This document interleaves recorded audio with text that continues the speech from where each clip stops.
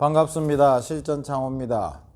오늘은 모헤어에 대해서 총정리를 한번 해보고자 합니다. 모헤어는 규격이 어떤가, 또는 모헤어는 어떤 기능들을 하기 위해서 들어가야 되는가, 또는 모헤어 교체는 어떻게 하면 가장 쉽게 할 수 있는가, 뭐 이런 것들을 한 번만에 한번 정리를 해보도록 하겠습니다. 제가 교육을 할 때 이 모헤어 부분을 많이 질문들을 하시길래 제가 한번 준비해 봤습니다. 모헤어라는 것은 이렇게 생겼죠. 이렇게 된 거 다 아실 겁니다. 그래서 일단은 먼저 아셔야 될 게, 규격이라는 것은 모헤어 명칭은 모헤어 털의 길이만 갖고 얘기를 합니다. 모헤어가 이 털의 길이가 3mm 짜리가 있고 5mm 짜리가 있고 7mm 짜리가 있고 뭐 12mm, 이렇게 털의 길이가 이렇게 다르지 않습니까? 이렇게 털의 길이를 가지고 이 얘기를 할 수밖에 없는 것이고, 모헤어가 심겨지는 이 플라스틱 얇은 판, 요 폭, 요 넓이는 거의 다가 균일합니다. 만약에 이게 균일하지가 않고 플라스틱 폭이 제각각 다르다면, 그 폭이 제각각 다른 곳에 또 털의 길이가 제각각 또 넓이가, 털의 길이가 달라져야 되기 때문에 종류가 엄청나게 많아져야 될 겁니다. 그래서 그런 불편함을 없애기 위해서라도 이 모헤어가 들어가는 털의 길이는 일정하다고 보시면 됩니다. 거의 다가 일정합니다. 그래서 이 5mm 짜리 이렇게 모헤어를 넣어도 들어갈 것이고, 또는 여기 12mm 짜리 이렇게 넓은 모헤어를 넣어도 이렇게 길이 들어가는 요 자리는 다 똑같다고 보시면 됩니다. 그래서 모헤어를 혹시 구매하거나 필요로 하실 때, 규격은 모헤어는 당연히 모헤어니까 모헤어라는 말을 쓰시고, 그 다음에 3mm, 5mm, 7mm, 12mm 이런 식으로 모헤어 털의 길이를 얘기를 해주시면 됩니다. 자, 그러면 모헤어는 어떤 기능을 하는지 한번 살펴보도록 하겠습니다. 이 창문에는 반드시 이렇게 보면은 상부에 또는 측면에 또 하부에 이렇게 모헤어가 다 들어 있습니다. 이것은 어떤 의미냐면, 이 상부든 측면이든 하부든 레일에 닿는 부분은 반드시 이 모헤어가 들어가야 됩니다. 그 이유를 한번 볼게요. 요게 지금 창문 틀 자재입니다. 요것은 창문 자재고요. 이 창문 자재가 이렇게 지금 규격이, 이 넓이 규격이 레일 폭보다는 조금 많이 넓습니다. 그래서 이게 지금 이렇게 이만큼의 유격을 가지고 있습니다. 그러면 이렇게 지금 창호를 잘 모르시는 분들은 이렇게 궁금해 하실 수도 있습니다. 이 왜 이렇게 유격을 많이 뒀을까? 조금 더 정밀하게 만들어서 만들면 좋지 않을까라고 생각도 하실 수 있겠지만, 그것은 잘못된 생각입니다. 왜냐하면 이 창문 틀을 시공을 할 때 이 틀이 조금만 비틀어지거나 경사가 지더라도 이게 밀접하게 정밀하게 됐다면 창문이 움직이지를 못하게 됩니다. 그래서 이것은 유격을 일부러 둔 것이고요. 사람이 시공을 정밀하게, 완전히 100% 정밀하게 할 수가 없기 때문에 이 유격을 일부러 둬야 되는 겁니다. 그러면 이 유격을 둔 것에 이렇게 유격이 있으니까 바람도 들어올 것이고, 벌레라든지 이런 것도 들어올 것이고, 또는 소음도 아주 심하게 들어올 것이고, 이런 지금 말씀드린 세 가지 정도 대표적인 기능들, 그것을 지금 모헤어가 하는 겁니다. 그래서 지금 여기 창문 자재를 보시면, 방금 이 같은 자재가 이만큼 유격을 가졌던 것이 이렇게 지금 모헤어를 넣고 나면, 이 모헤어가 하는 역할은 밀착을 시켜주죠. 소리도 안 나고 빡빡합니다. 빡빡하면서 털이 어떤 역할을 하겠습니까? 당연히 바람도, 외풍도 막아줄 것이고, 또 이 사이로 작은 벌레가 기어서 침투하는 것도 이게 모헤어가 막아줄 것이고, 또 소음 차단의 효과까지 이렇게 낼 수 있는 것이 이 모헤어라는 거. 그래서 반드시 이렇게 지금처럼 레일의 상부든 측면이든 하부든 창문이 닿이는 곳, 반드시 이 모헤어가 들어가야 되는 것입니다. 자, 그렇다면은 창문에는 기본적으로 이렇게 틀의 길이가 5mm를 규격으로 씁니다. 특수한 경우가 아니면은 다 이렇게 창문 규격은 5mm입니다. 여기에서 만약에 조금 더 틀이 빡빡하게 하고 싶다 해서 뭐 7mm를 썼다든지 12mm를 썼다든지 이렇게 되면은 이게 문이 움직이질 않습니다. 아예 꼽히지도 12mm 모헤어 이것을 털이 이렇게 양쪽으로 털이 많은 이것을 12mm 모해야를 꼽으면 문이 아예 꼽히지를 않습니다. 7mm만 써도 이게 빡빡해서 문이 움직이질 않는 겁니다. 요렇고. 그 다음에 이제 특수한 경우라고 제가 말씀드렸는데, 이 창문 자재 굉장히 좁은 게 있습니다. 대표적으로, 우리 50T 판넬용 자재, 이 문 자체가 굉장히 얇고, 좁습니다. 이런 경우에는 3mm를 쓰고, 그런 거 특수한 경우 말고는 거의 대부분이 창문에는 5mm를 쓴다고 이렇게 보시면 되고요. 그 다음에 방충망에는 왜 12mm를 쓸까? 지금 보시면은 이 문이 있고, 여기에 보면은 공간이, 방충망이 지나가야 되는 이렇게 공간이 있습니다. 이렇게 보면 이 사이가 이만큼 벌어져 있기 때문에 모해야가 이게 지나가려면 이 정도 간격이 있어야 될 것이고, 또 시공에 조금의 어떤 부주의만 있어도 이 간격이 조금 더 넓어질 수도 있고, 이런 것들 때문에 보시다시피 방충망에는 모해야가 이렇게 두텁게 들어가야 됩니다. 털이 길게 해서 여기 밀착되는 상태를 보시면 또 모해야가 이렇게 바짝 붙어서 잡벌레라든지 이런 것을 완벽하게 막아줘야 되는 중요한 기능을 하게 되는 것이죠. 자, 그런 이 모해야 종류와 모해야를 알아봤습니다만, 이제 모해야 교체하는 것을 간단하게 한번 먼저 알루미늄 방충망의 모해야부터 한번 관찰을 해 보겠습니다. 자, 이 방충망을 보시면 아주 오래되고 낡은 모해야인데, 방충망인데, 알루미늄 자재는 보면은 여기서 보시면은 이런데 지금 모해야가 다 들어가 있는데 거의 다 털이 다 삭아버리고 끝에 여기만 털이 조금 남아 있는 거 보이시죠? 이렇게 모해야는 삭고 마모가 되는 것입니다. 그렇기 때문에 이 모해야를 반드시 이렇게 털이 다 삭아버리고 마모가 돼버리면 이 틈새가 생겨서 이 틈새에서 많은 벌레들이 들어오고 이렇게 할 겁니다.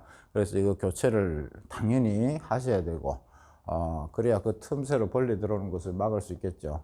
그래서 방충망은 두 종류가 있죠. 알루미늄 소재로 된 방충망과 플라스틱 하이샤시로 된 방충망 두 종류가 있을 겁니다. 그래서 알루미늄 방충망 소재는 우리가 제작할 때의 과정을 보시면 이렇게 금속이기 때문에 45도로 이렇게 각을 쳐서 이것을 조인하는 방법이죠. 그냥은 안 되기 때문에 이렇게 건구라는 것을 가운데 속에 넣고 피스로 이렇게 지금 잡아주는 구조다 보니까 요거 교체를 하려면 먼저 빼야 되겠죠. 그래서 빼기 위해서 보시면 이게 알루미늄이기 때문에 보시면 여기 들어가 있는 모해야를 뺄 겁니다.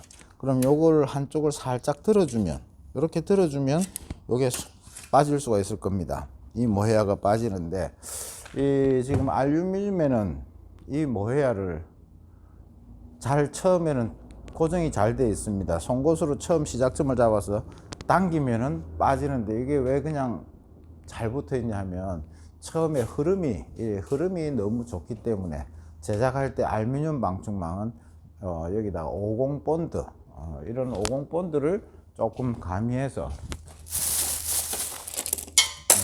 50 본드를 살짝 묻혀서 이렇게 모해야를 넣어서 모해야가 흐르는 것을 방지를 해놨기 때문에 그렇지만, 모해야 털이 이만큼 이 정도 마모된 상태 같으면 본드의 기능은 거의 사라지고 시작점을 송곳으로 살짝 잡아서 그냥 당기기만 하셔도 그냥 잘 빠질 겁니다. 그러면 빠졌으니까 다시 이제 넣어야 될 때는 길이 생겼으니까 여기로 그냥 모해야를 그냥 집어 넣으시면 되는 겁니다. 그러고 나서 자르고 그다음에 입구를 이렇게 다시 막아 주시면 알루미늄 방충망의 모해야 교체는 간단하게 해결하실 수가 있을 겁니다. 자, 문제는 이제 하이샷이 플라스틱 방충망인데요.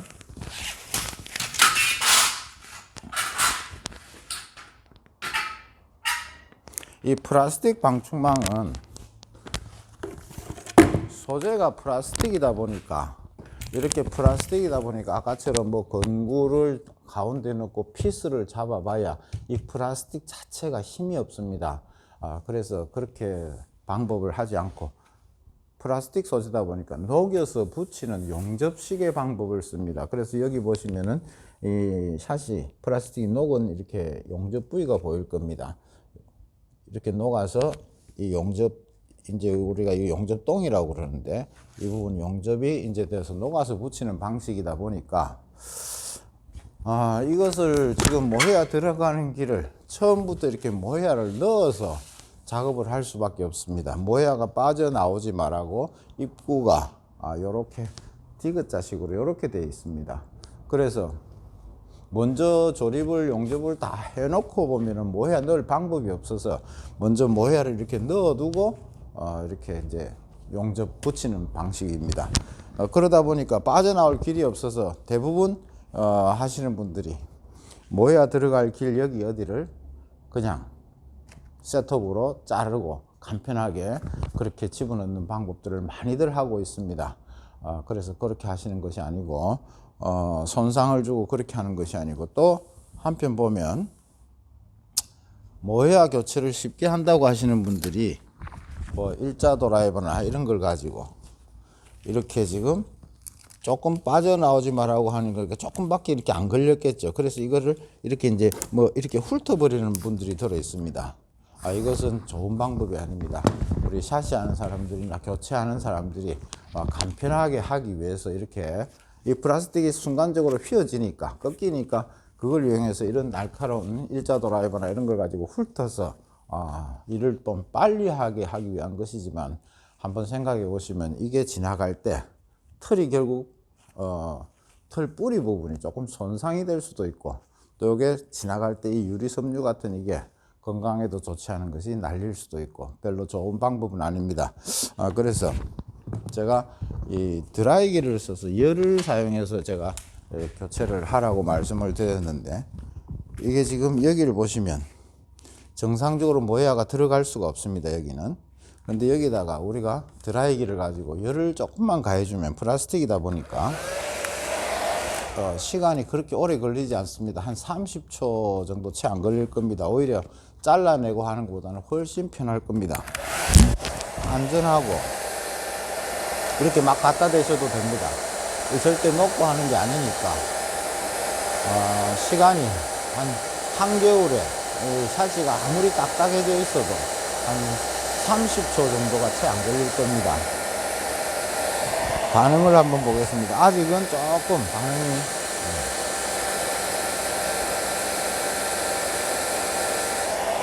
이제 반응이 왔습니다. 여기 가까이서 한번 보시면 이게 이렇게 노골노골해져 있습니다. 지금 이렇게 지금 노골노골해져 있기 때문에 이제 입구가 벌어졌다는 것이죠. 이렇게 입구가 벌어지면 들어갈 길이 이렇게 생기죠. 이렇게 들어가지고 이렇게 넣으면 될 것 같지만 이것은 제가 모양을 보여드리기 위해서 여기 중간 부분에서 했지만 이렇게 놓고 들어갈 수 있다는 것만 아시면 모서리에서 하면은 이렇게 넣었다가 이렇게 넣고 하는 이런 일을 안 하셔도 되겠죠. 여기서부터 한 번에 그냥 들어가시면 될 겁니다. 그렇고 이렇게 넣고 나서 이제 벌어진 이 입구를 또 이제 오므려야 되는데 실제로 금방 다 식었습니다. 이게 금방 딱딱해집니다. 그것을 다시 열을 가해주면은 또 다시 오므릴 수가 있겠죠. 자연 복원도 됩니다.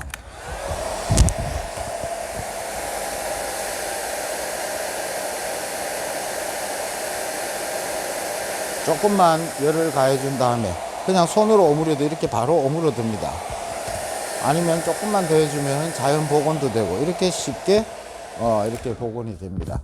제가 이렇게 영상을 한번 예전에 처음에 모헤야 교체 영상을 냈더니 어떤 분이 댓글에 저 방법 따라하면 큰일 난다고 이렇게 이야기를 하십니다. 그래서 그 이유가 뭔가 물어 이제 봤더니 모헤야가 열에 녹지 않겠나라고 얘기를 하십니다. 그래서 그 방법을 쓰면 안 된다고 그러는데 그 때문에 제가 여기 모헤야를 보시면 요만큼이 지금 모헤야가 녹아 있을 겁니다. 요만큼은 녹아 있고 나머지는 정상입니다. 요 녹아 있는 모헤야는 뭐냐 하면 제가 드라이기를 쓰라고 그랬는데 열풍기 히팅건이라고 그러죠. 열풍기를 쓰면 열풍기는 열이 너무 셉니다. 플라스틱 파이프도 PVC 파이프도 이렇게 녹이고 하는 건데 그 열풍기를 갖다 대면 이렇게 바로 녹아버립니다. 하지만 이 드라이기를 써보시면 여기 지금 조금 멀쩡한 데를 한번 제가 해보겠습니다.